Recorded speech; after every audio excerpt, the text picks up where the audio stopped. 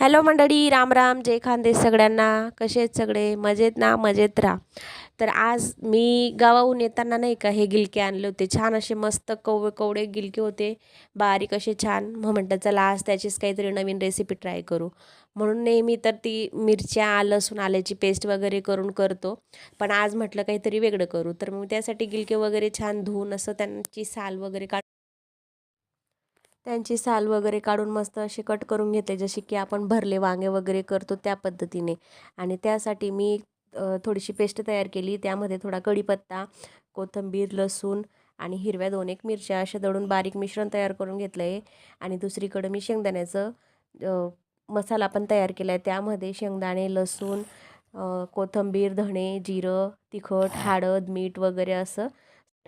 आणि त्यानंतर मस्त असं त्यांना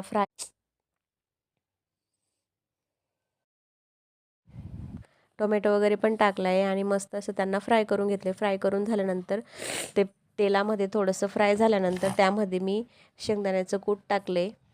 आणि शेंगदाण्याचं कूट टाकून झाल्यानंतर थोडंसं पाणी टाकलं आहे. पाणी टाकून झाल्यावर त्यांना वाफेवर शिजू दिले आणि थोडीशी मुगाची डाळ पण टाकली.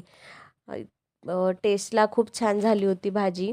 जर तुम्हाला पण अशाच छान छान रेसिपी पाहण्यासाठी माझ्या व्हिडिओला लाईक करा, शेअर करा, सबस्क्राईब करायला विसरू नका. तर आजचं जेवण हे कसं झालं होतं नक्की कमेंटमध्ये सांगा. चला तर भेटू पुढच्या व्हिडिओमध्ये. Bye bye.